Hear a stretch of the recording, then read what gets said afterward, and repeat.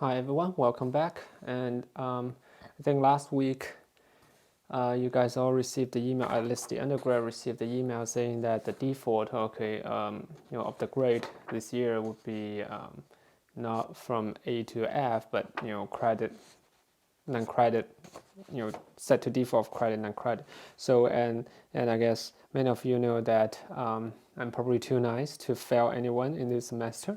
So I guess the number of people watching this video, actually watching this video, is less than 5 people, but I will record it anyway. And then I think this is something I really enjoy doing, just to show you guys the especially actually that this is the best part.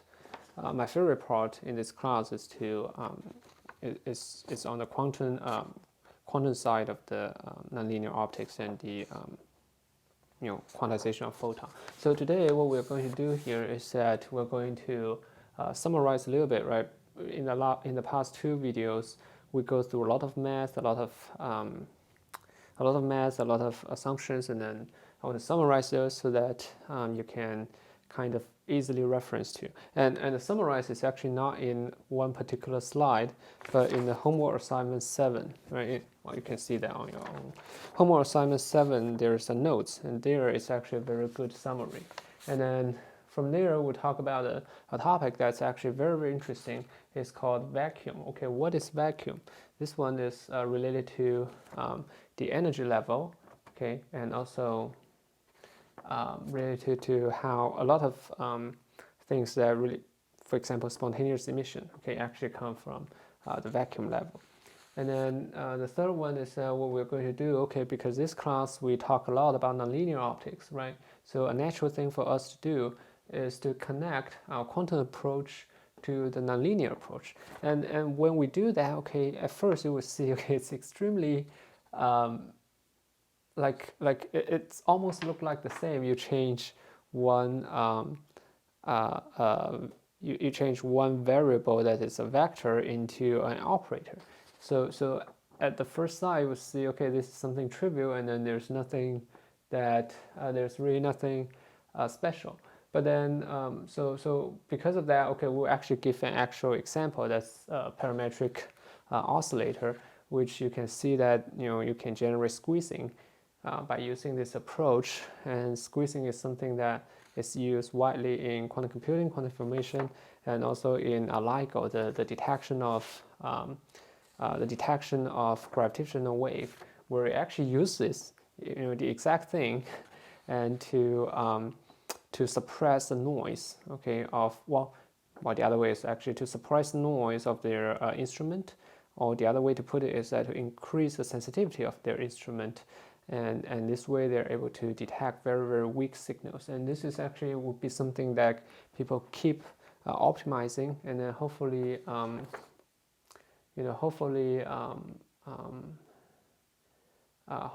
okay, the LIGO can be more and more powerful, and then we can actually, the way to think about it is that if suppose you can suppress the noise by 10 dB, then equivalently you can make the LIGO 10 times smaller.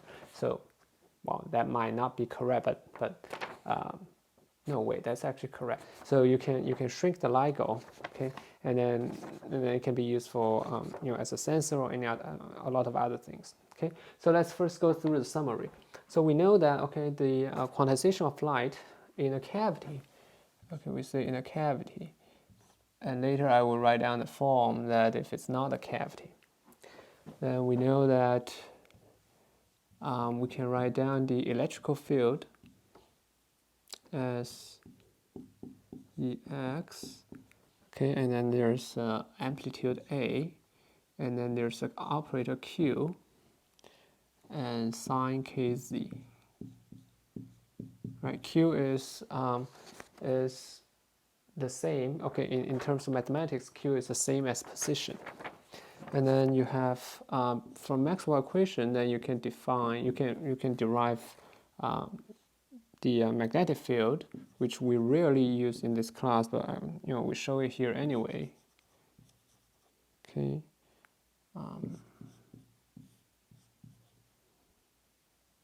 And it's the momentum, right?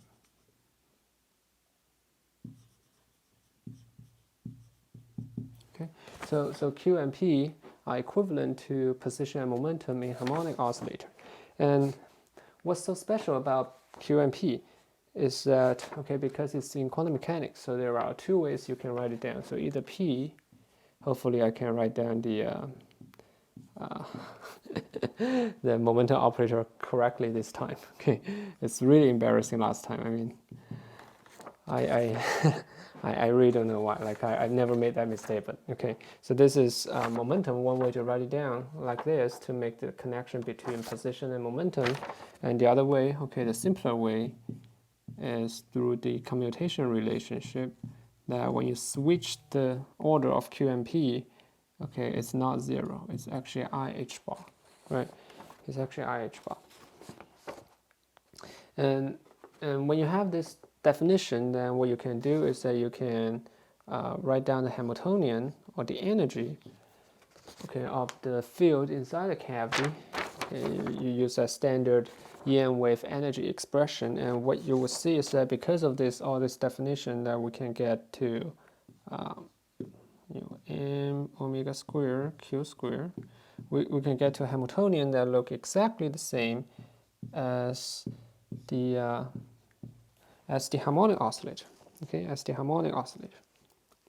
Then the next step is kind of that we call second quantization, which really is the key of this class, right? So if we just stop here, then there's actually not much thing that are useful, right? Because you can't really solve. Well, I guess none of us really can solve harmonic oscillator, the equation of harmonic oscillator. So what we have is that we define operators, creation operator.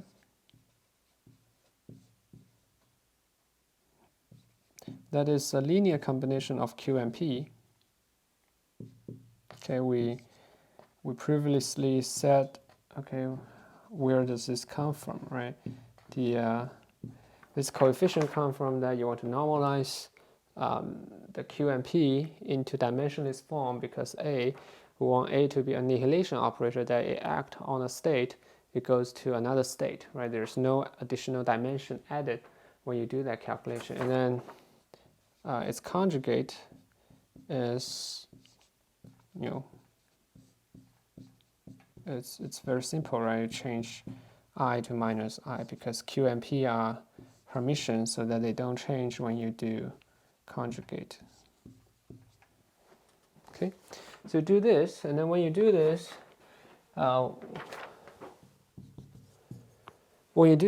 then one thing you can see is that, okay, the key, well, the entire point of using A and A dagger is to replace Q and P, right? It's to replace Q and P.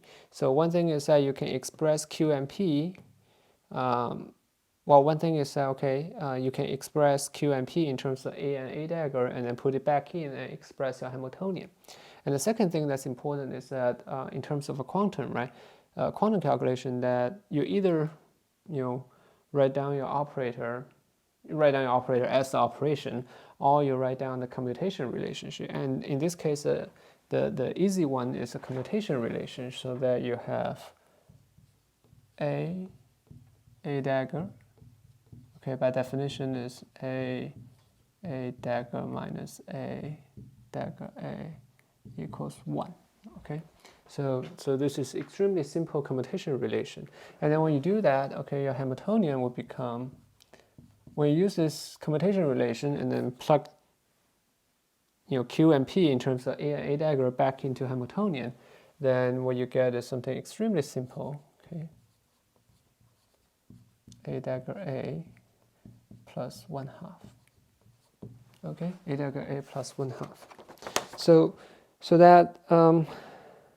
that when we use this, okay, and then I think what we have done is that we use the relationship between Hamiltonian and an eigenstate equals to the eigenenergy, the eigenstate, right? Use this very simple, it's like a definition of what is eigenenergy. Okay, we use this relationship and use this, and then use A and A dagger. We verify that A act on psi n okay, A ecton per psi n will give you, so this one, I think we say that it would goes to n minus 1, okay? It goes to n minus 1. In fact, you can calculate that there's actually a coefficient here. The reason is that you want to normalize. You want to state, well, the reason is that when you, because because the state n minus 1, okay, has to be normalized, right? So there's a coefficient can happen in the front. In this case, it's n. Okay, in this case, it's n. And then you have a dagger per psi n equals to n plus 1 n plus 1. Okay, n plus 1. So the easy way to understand this coefficient, it's probably not on the note, is that you think about it. Okay, so you already know A per psi n. And then if you really want to know the magnitude of it or amplitude of it, then what you should do is that you should times first it's a vector, right? So what you should do is you should times the complex conjugate of this vector, and then it will give you a number, right? That's how you evaluate amplitude. Then so the conjugate of this would be, right bracket become left bracket, which is the conjugate of the state, and then A will become A dagger, right? And then when you do conjugate, this actually switch sign. Okay, so then this is okay. This is and you multiply this to do inner product, right? This is the standard Dirac notation. Okay, then what you will get is A dagger A ecton per psi n. A dagger A ecton per psi n. Okay, here we know that Hn equals to h bar omega n plus 1/2 n equals to 0, 1, 2.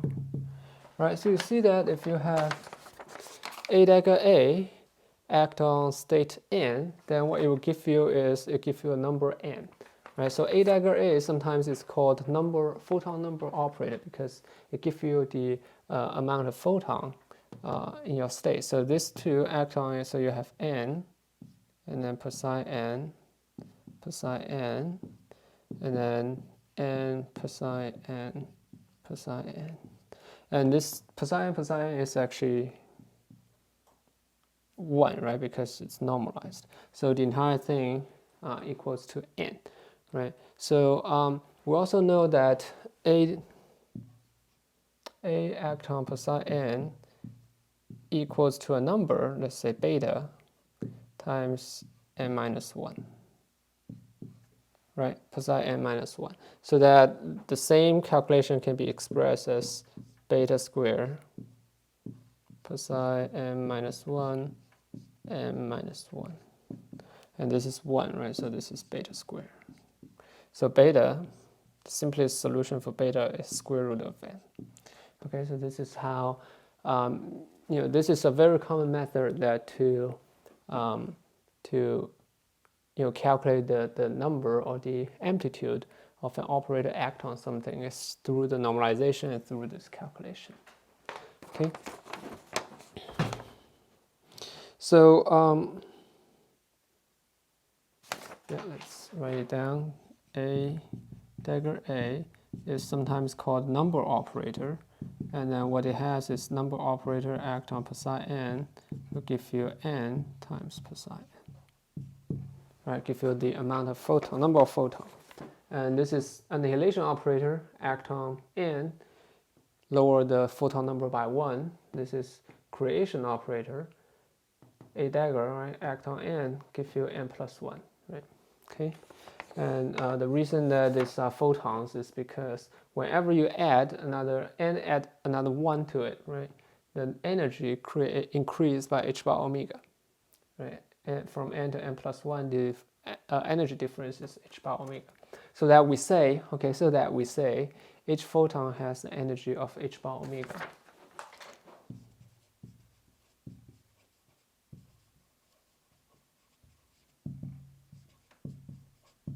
right? So we say individual photon energy is h bar omega because every time you want to add some energy to the system, okay, it has to go from n to n plus 1. There's no other value, okay? There's nothing in the middle between n and n plus 1. And then, of course, you can use, we say that the definition of ground state, right? Ground state is n equal to 0, then a special case of this equation is a psi 0, okay, equals 0, right? And because you know what a is, right? It's a vector. Well, it's a combination of q and p operator, and p can be described by this differential. So you can actually solve what psi naught is in terms of q. And this one is also in the note. We solve it for you. There's a normalized coefficient e minus m omega 2 h bar q square. So it's a Gaussian. Okay, typically it's a Gaussian. And then so the idea of getting all the state, okay, photon state, their wave function is fairly simple, right? You know the ground state. Of course, you have to normalize it. You know the ground state. Then you apply a creation operator. A creation operator is times q plus this number, and this is the differential of q, right? Then you can get psi 1, right? So psi n. So you apply for once, then you get from psi 0 to psi 1, right? So psi n is actually a dagger n times, okay, divided by 1, okay, divided by this coefficient, right? Divided by this coefficient. So every time you hit it, you divide it by n plus 1, right? So square root of n, okay, and then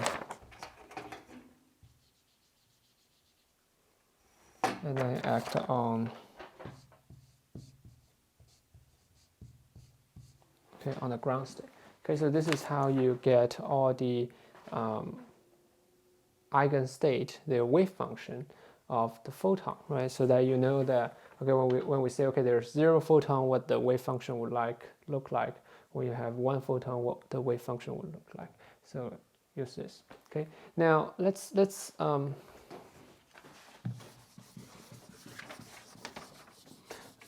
try to get something clear, because I think one question you guys have is that, okay, now we know this quantum mechanics framework, but what exactly is a photon, right? What exactly is a photon? So what a photon is, right? It's containing a certain energy, right? And that one is clear. But what does the state mean, right? What does the state mean? Let's get an example for this one. The let's say the ground state, right? The ground state.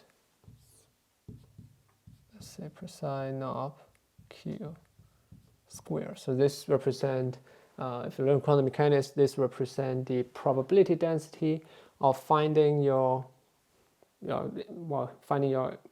in quantum mechanics, it was usually written for electron. So finding your electron at position q, right? So in this case, let's look at what it is, right? So your whatever you have, okay, it appears on q. It appears on position q. The probability of that is this amplitude square. Okay, so we have a Gaussian. Okay, so what is q, right? What is q? Q is actually the amplitude, right, of your electrical wave. Okay, amplitude of your electrical wave. In the case of in a cavity. Later we'll write down the case in free space. Okay, so what it really means here is that, okay, for the ground state, okay, for the ground state, the probability, okay, the probability of the amplitude is at this position, right? Happen to have an amplitude at this position, the probability is this one. The probability is the wave function square, wave function amplitude square. So what it really tells you is that the distribution of the amplitude of your electrical wave. And you might wonder, okay, what exactly do you mean by that? The reason, okay, what we mean really is that you can imagine the amplitude as a wave, and then it has a distribution. So for a certain state, for example, the ground state, which later we will know is actually the vacuum, even for the ground state, what really happened is that while this is true in most quantum mechanics systems, is that the amplitude itself is not a fixed number. Okay, it's not a fixed number, but it has a probability distribution, right? So when you measure it at, let's say, if you go in there and then you want to measure the amplitude, then you have this amount of probability of measuring the amplitude to be at this value. Okay, so every time you measure it, it will be different. Every time you measure it, it will be different. And for those of you who are not familiar with quantum mechanics, this is a little bit counterintuitive. But for this one, you can just trust me. And then there are numerous experiments done in the past 100 years, and then it just perfectly match all the experiment. Whether you like it or not is another question. Okay, you might think, okay, is this complete? Right, using a probability to describe the experiment, is this approach complete? For that, people also have investigated into that, and it's something called Bell inequality, and they actually verify that, okay, using probability to describe this is actually complete. This is exactly how the universe runs. It's not because of our lack of knowledge, okay, in understanding the system, but really this thing is just probability. Okay, so so that when you have, let's say this is a ground state, right, and then let's quickly do the first excited state. First excited state would be it's like single photon state, right? So this act on that, okay, let's say proportional, right? So first you have a q multiplied by an exponential q squared. That's the first term, a dagger, right? And then you have I, so you cancel that, so it's a real number. Then you have something multiplied on this, differential of this, then it's a q e q squared term, right? From the momentum operator, right?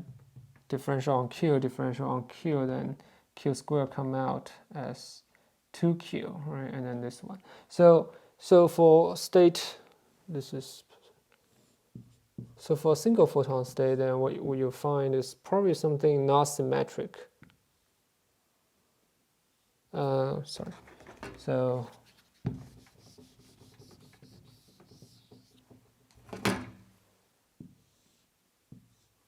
right, so you have like this. Okay, probably you'll find something look like this, and this means, okay, the probability of finding the amplitude to be positive is the same as the probability of finding the amplitude to be negative. And this is something just great to know, but to be honest, not that useful in real experiment. We really rarely use the exact wave function. Okay, now I want to extend this into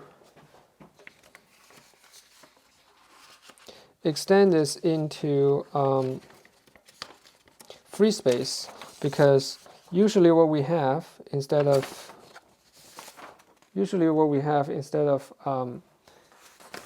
well, in my lab, it's a photon in the cavity, but eventually, right, it has to escape and go into fiber or go into free space and hit your detector, right? So what the photon will look like, what the field will look like in in free space, okay. So we're not going to derive this because in free space, the thing is that you have problems with integration from minus infinity to infinity. So one approach is to let the let the distance L, okay, goes to infinity, and really try to do this in a very mathematically well-defined way is a little bit complicated, so we'll skip that in this class. But the form is very simple, and then I think everyone will be able to remember this. Okay, so again, you have your polarization. You have a magnitude. It's actually a constant, right? So this represents the vacuum. If you calculate it, you will see that this actually represents the electrical field strength when it's at the expected electrical field strength when you're at vacuum state. And then because now it's traveling wave, right? So you don't have sine kz. What you have is A e to the minus I omega t plus I k r, right? So you have a traveling wave. And then this is a complex number, right? So you have to add its Hermite conjugate, not just complex conjugate. So this one is Hermite. The A become A dagger, and then you have I omega t minus I k r.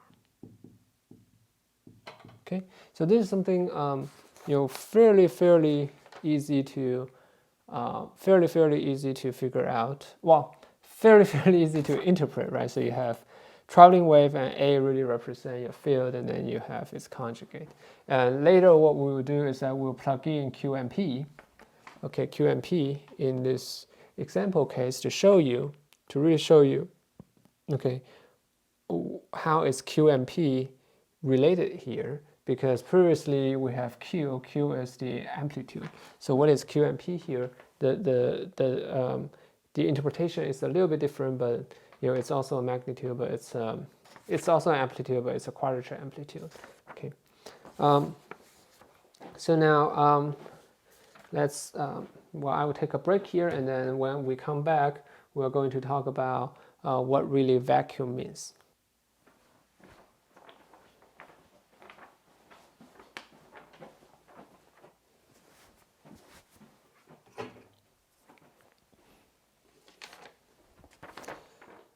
Now let's talk about the most interesting thing, I think, in terms of quantization of light.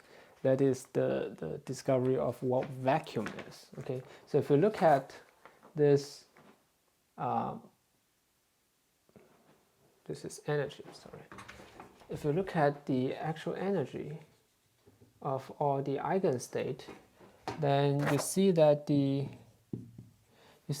energy is the ground state, okay, the minimum energy state is actually the energy is not zero. It's not zero.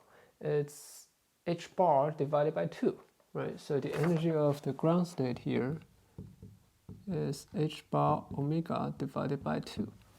Okay, and this is a little bit kind of frustrating, because you might think, okay, the ground state should be, okay, because we're talking about photon, right? So the ground state should be there's simply no photon in it, so that there's no energy, right? Because each photon you think has the energy of h bar omega, right? So when you don't have photon, then you shouldn't have any energy, and this is very intuitive, in terms of in classical mechanics, but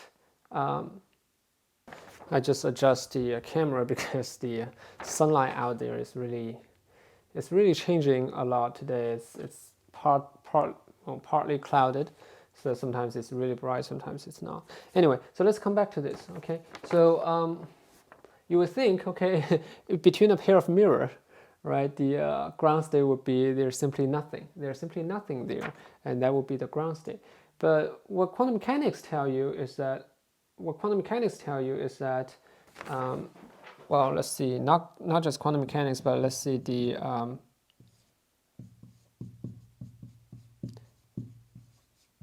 this is the from classical mechanics, right? The eigenstate energy, what we mean is just the energy of the EM wave, right? So for EM wave, we know that its energy is E squared plus B squared, right? Some energy distributed in half of the energy in the electrical field, half of the energy in the magnetic field. So it's very understandable or intuitive in classical case to think that the ground state actually have zero energy, right? Because you would think, okay, electrical field and magnetic field both are zero, then you have nothing, then it's a vacuum. So, but when we solve this, we see that, okay, the ground state actually have an energy. Ground state have half h bar omega, half a photon energy. So you would think, okay, where does that energy come from? Where does that energy come from? And the idea, okay, of where that come from actually link back to Heisenberg uncertainty principle. Okay, so for the energy to be zero, your electrical field and your magnetic field has to both go to zero. But is that possible? Is that really possible? So for those to go to zero, then what you need is your position and your momentum to go to zero at the same time, right? Because they're proportional to electric field and magnetic field. So if this goes to zero, equivalent to Q and P goes to zero. Q and P goes to zero. We're not just meaning expected value go to zero. We actually mean this entire thing goes to zero. And okay, then the next question is, okay, how is that difficult, right? Because for example, you can imagine for a harmonic oscillator, okay, if it's not moving, and then your momentum is zero, then your position is in the original spot, then it's also zero. So the question is why? Okay, why? What really happened in the quantum case? What really happened is here. Is this commutation relationship? This commutation relationship means that Q and P, okay, in the quantum case, they're not simply numbers. You can't switch their orders. Okay, you can't change their you can't change from QP to PQ without adding a constant. So that Heisenberg actually uses equation, okay, uses commutation relation to show that there's an uncertainty principle that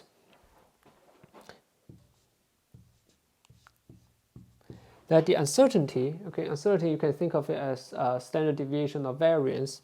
Uncertainty principle is that the expected value of the deviation square, okay, which tells you how much deviation, how your field is, how your x is distributed, and here x we mean q, okay, and then delta p position, okay, and this is greater or equal to, depending on which unit you have, okay, sometimes we simply write it down as, I think 1/4 or whatever is a number here, okay, larger than a number here. And the reason is that when you calculate this, what you will find is that the way to calculate this, there's a way to, in between, okay, if you want to cancel out everything, then you need to switch the order between Q and P, and then you'll come up with a constant there. And here we write it down in a dimensionless form, is suggesting x and p are normalized, so that you don't have to carry the unit here. Okay, so what this means, okay, if you look at this, what this means is that if you know a lot, if you know delta x very precisely, for example, if it's you know that it's at this spot, there's no variance, there's no uncertainty, then to satisfy this relationship, then your delta p has to go to infinity, right? Your delta p has to go to infinity. the other, so that when you multiply these two, they give you a finite number. And the reverse is true when you have delta p is is well known, right? If you know the velocity very well, then its position is everywhere. Okay, and so this one is come from commutation relationship, but you can also think of it. It comes also from the fact that the state is described by a wave, right? For example, you have a ground state here, and it's actually a wave distribution, right? So then, of course, you have uncertainty, right? Because if there's no uncertainty, then what it means is that, for example, the interpretation of this is that finding the amplitude q at this value, the probability is this, right? So when you write this down in a waveform shape, naturally it will have uncertainty, right? Because there's probability of finding this amount of amplitude, and also this amount of amplitude, right? So it's very natural. Okay, so these two, the commutation relationship, and also the fact that you have a wave function, okay, these two are equivalent in the sense that you can use either one to understand that why there's an uncertainty principle. So here, then what we know is that at least x and p cannot go to 0 at the same time, right? Cannot go to 0 at the same time, because if you know x is at 0, p is also at 0, then what you know is that delta x goes to 0, right? Because you know it's at 0, then the uncertainty is 0. Delta p goes to 0. Uncertainty is 0.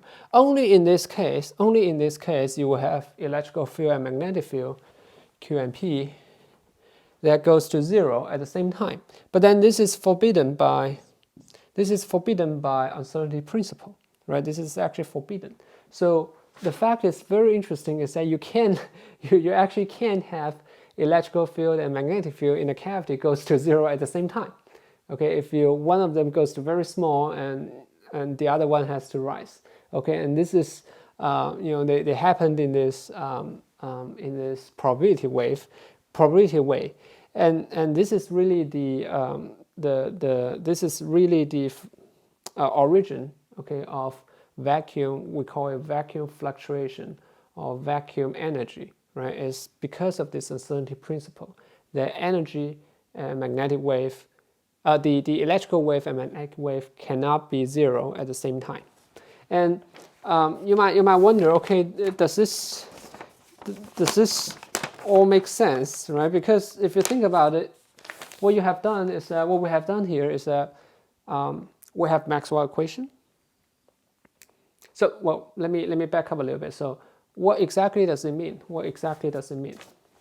You may think, okay, why this show up, right? Why this show up here? So the reason is that if you have a Maxwell equation which require E and B in this form, and if you acknowledge quantum mechanics, which will have Q and P have a commutation relationship, then you will always have vacuum energy that's not 0. You will always have vacuum fluctuation. So when you put a pair of mirror here, okay, you actually create vacuum energy. When you remove this pair of mirror, or when you remove it, it's like they go to infinity, right? Go to infinitely long a distance away. Then you still have vacuum energy, because between this pair of mirror, you still have Maxwell equation and you still have Schrodinger equation, right? So quantum mechanics, right? So vacuum energy is something you cannot destroy, right? You cannot destroy unless you live in a world, in a parallel universe that it either doesn't have Maxwell equation or it doesn't have quantum mechanics. Only in that sense, okay, you will have a zero, quantum energy, zero quantum state energy. Now, let's come back and then see, some evidence of what this vacuum fluctuation or this vacuum energy can do. This is not like in high school people might tell you that okay, when calculating your potential energy, right? For example, gravity, you can choose where the 0 point is, so that if you choose a 0 point to be ground floor, then when you're standing at first floor, then you have some certain amount of potential energy. But if you define the 0 point is at first floor, then you have zero gravitational energy. That is not the case here. Remember, when we do this calculation, we didn't define any potential energy zero level. So what this means is that this ground state, this vacuum energy, they actually link to some to some experimental result that you can observe in experiment, and we'll talk about that in a minute. Now let's introduce three observable experiments that verify that the vacuum fluctuation or vacuum zero energy does exist and impact our experimental result. The first one is very interesting, is spontaneous emission.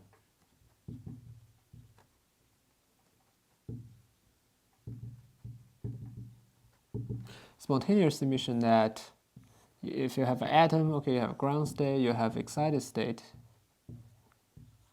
Okay, suppose your atom is at excited state. So what you have all learned is that okay, this electron has a lifetime on the excited state, and then slowly what it would do is that it would spontaneously come down, and then just come down as straight line. Okay, it will spontaneously come down and then emit a photon. Okay, emit a photon out. But the question is, okay, why would the electron come down? Right? If you solve the Hamiltonian, if you solve the for example, hydrogen atom, you solve its energy eigenstate, you will see that actually all the states, okay, according to quantum mechanics, is stable. It's stable. So why is it coming down?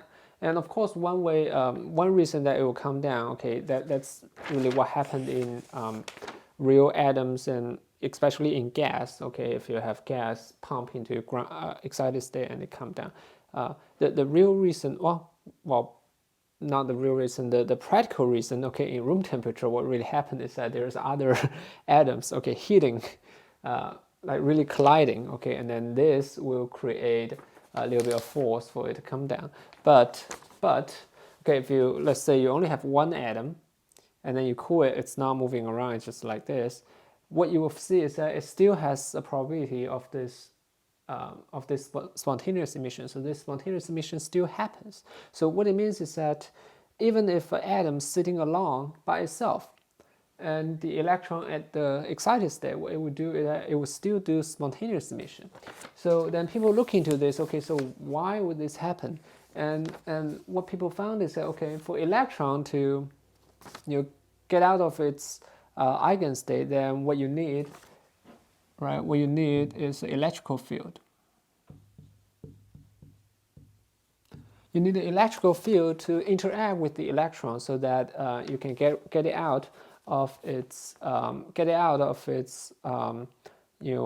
eigenstate. So this is exactly what will happen for the vacuum. Because think about it, in the vacuum, the electrical wave is actually not zero. It's not zero. So that even you put an atom in the vacuum, what it's doing is that it's interacting with the vacuum, electrical field of the vacuum. So that, and because it's a vacuum, right, so it's really a mass, there's lots of electrical field here.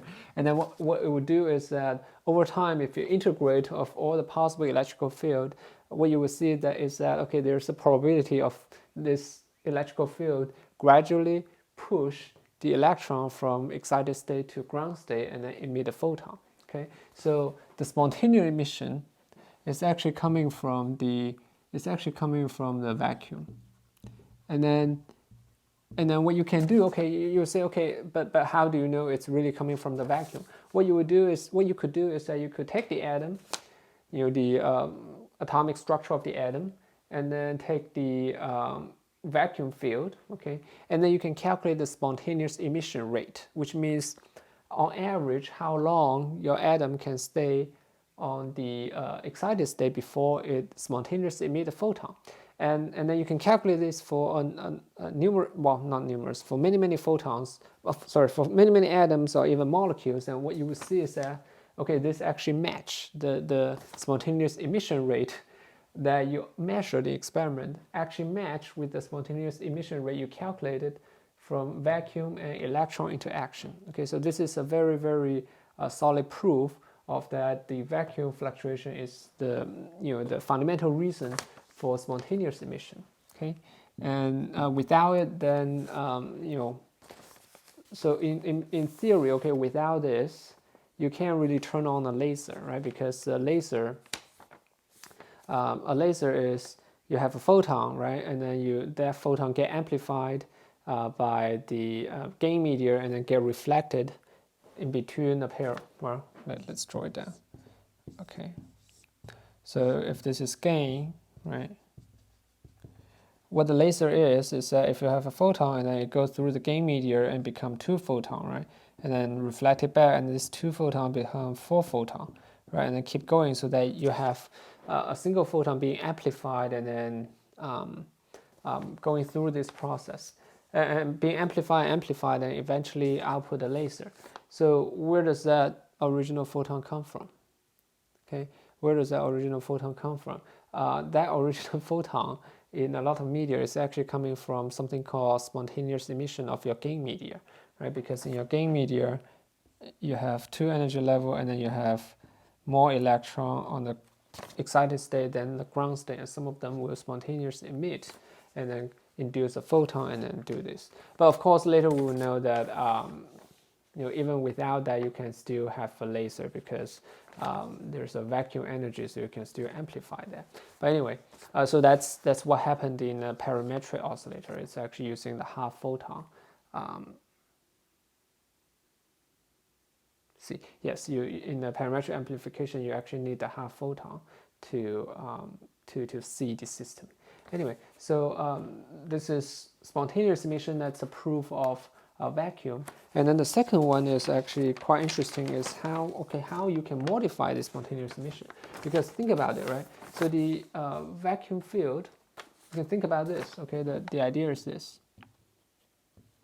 What is the vacuum energy? The vacuum energy is actually h bar omega divided by 2. It's not related to your length, okay, of your pair of mirror.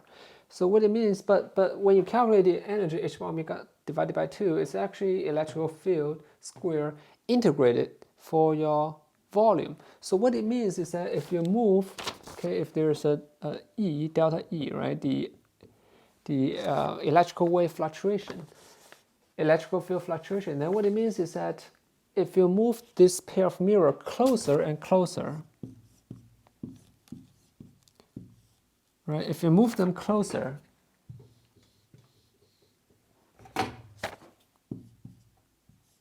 then you will see your delta E square, okay, the fluctuation would increase, right, because you're getting the same amount of energy, but in a smaller amount of space, right, so that your electrical field has to increase, okay, the vacuum field has to increase. And the way that it's hidden here is actually hidden in the A. I think in the A, you can check the note, but previously in the A, we have, when we do this integral, we define something called V effective, mode volume, and it's actually hidden here. A has a 1 over V effective. Okay, so what it means is that, okay, now if you combine this idea with the spontaneous emission, then it seems like that if I put a pair of mirror, and then this is,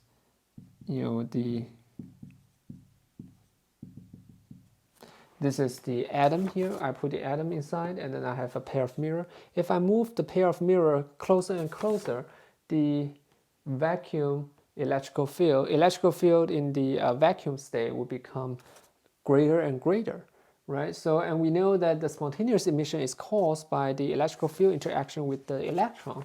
So that here, okay, if you reduce the L, then what you will see is, let's say, spontaneous emission rate is gamma, right? Larger means you have more probability of emission in a certain time. So your spontaneous emission rate should increase. Okay, having a pair of mirror coming closer and closer, then you will see the spontaneous emission rate going up. And this is something called Purcell effect. Purcell effect, and I forgot exactly when it was discovered, but it's either 1960s or earlier, even earlier. So Purcell effect, and so what it means is that, okay, when you trap an atom in a small cavity, okay, a pair of mirror, or in the modern case, okay, in integrated photonics case, it doesn't have to be a pair of mirror. It could be a grating mirror, or it could be a ring resonator. So what it will have is that it will have this spontaneous emission rate greatly improved. Okay, in many cases, this emission rate can improve by like 100 times or even 1,000 times. Okay, there's a factor called Purcell factor, and that one characterizes a figure of merit that characterizes how much spontaneous emission rate can be increased, and that is well used. Okay, this is well characterized in the experiment. So again, it's saying something. It's again another observable experiment to prove that, okay, the vacuum fluctuation indeed exists. Okay, and then the third one. The third one is Casimir force. Okay, Casimir force.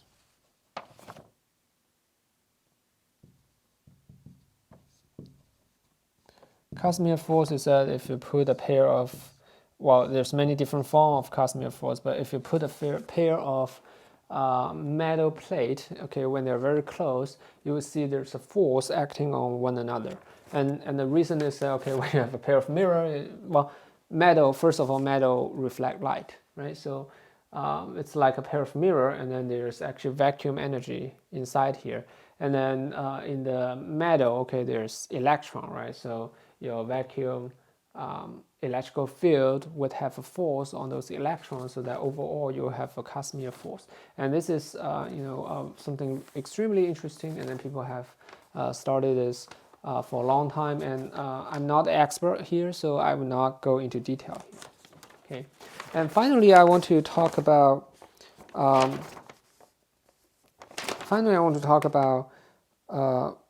two questions. Okay, two questions that I hope people will be able to answer in the first half of this century, so that, okay, I still can, first half of the century is 30 years. Okay, so people can solve this before I retire, because I really want to know the answer.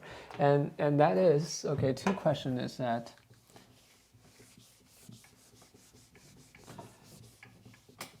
first of all, is that if you look at the energy here, we say h bar omega.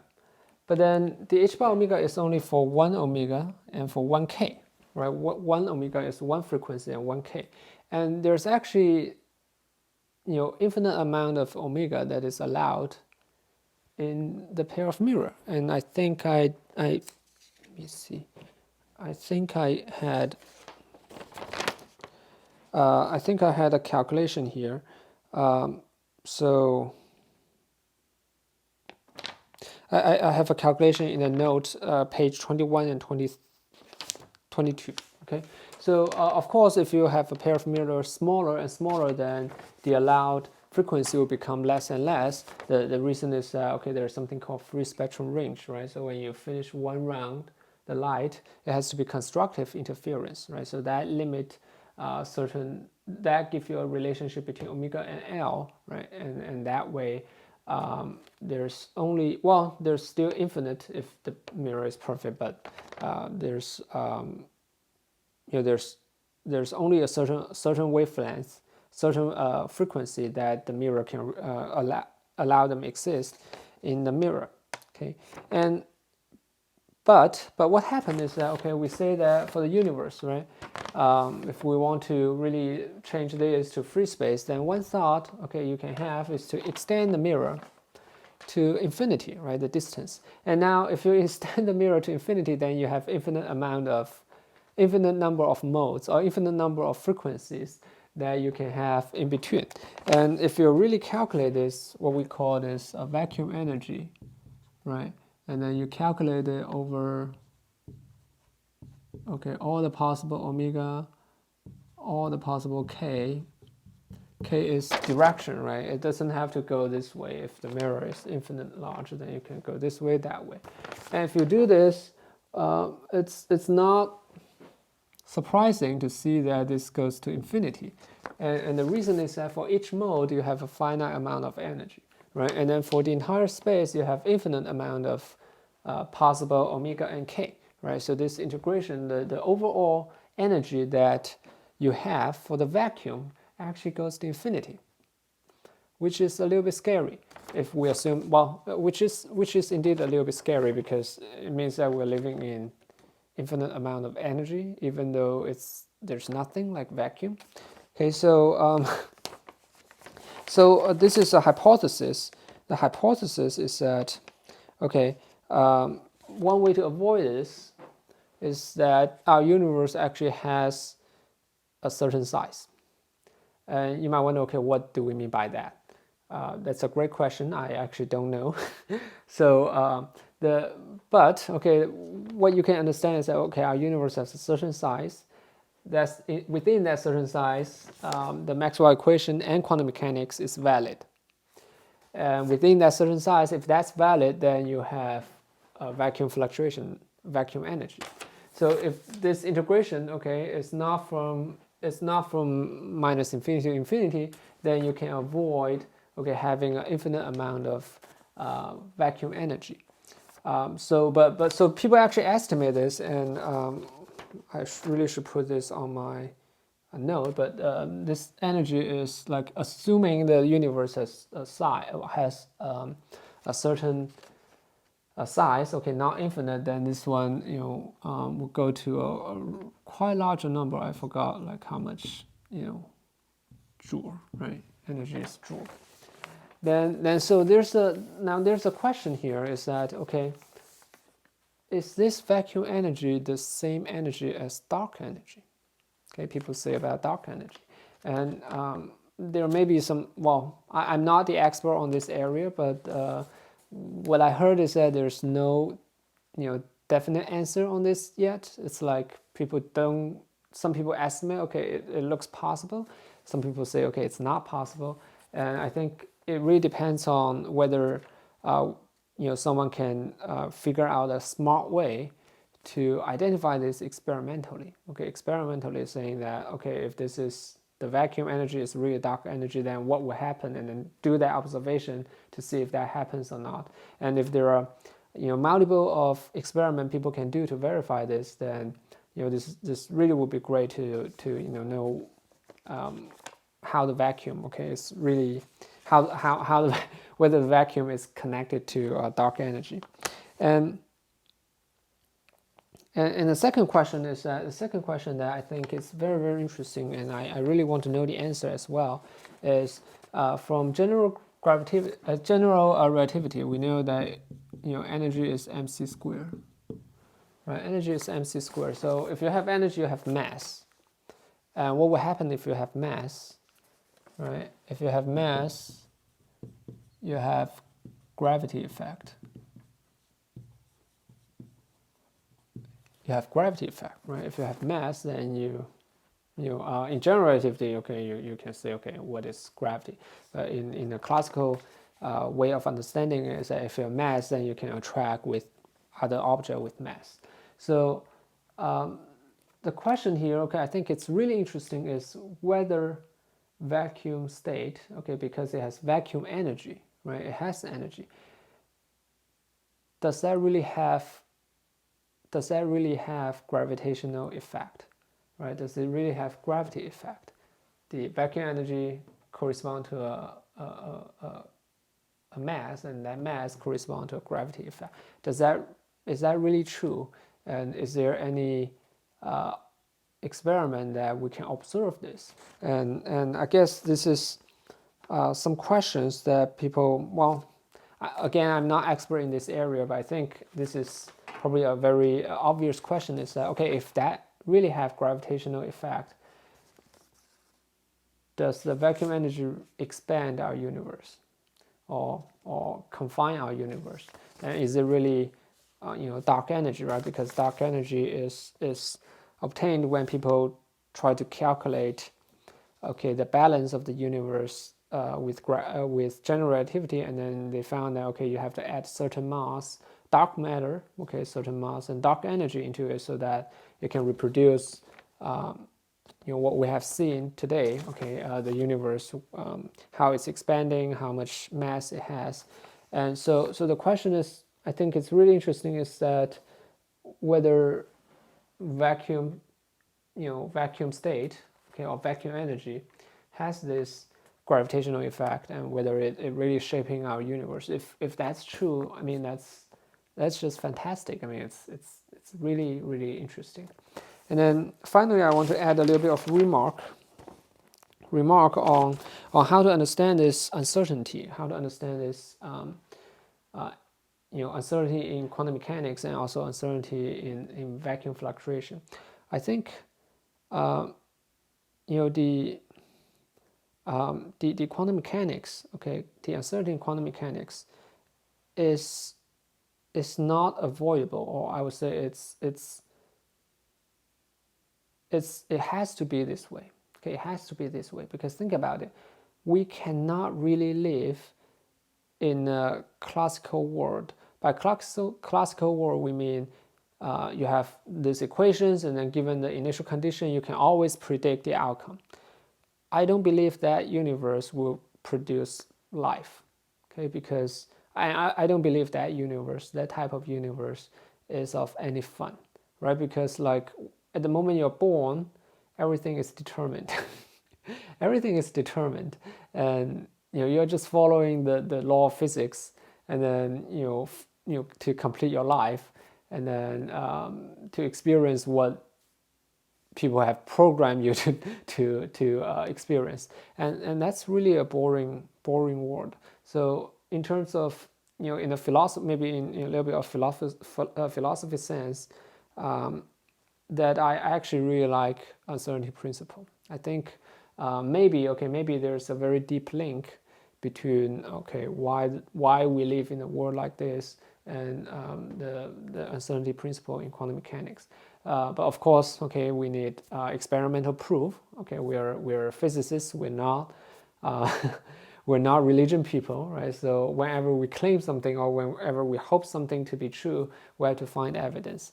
And hopefully, in the future, that the technology can be so advanced that we can micromanage a lot of evolutions, and then to see that whether quantum mechanics play a role in how the universe become it is today, and whether it play a role, whether it gave birth to life on the Earth. Okay, that's all for the vacuum fluctuation. And then next class we'll talk about quantum, the connection between quantum and nonlinearity, and then give an example to show you how we can use that to help LIGO, or to help all kinds of experiment. Thank you.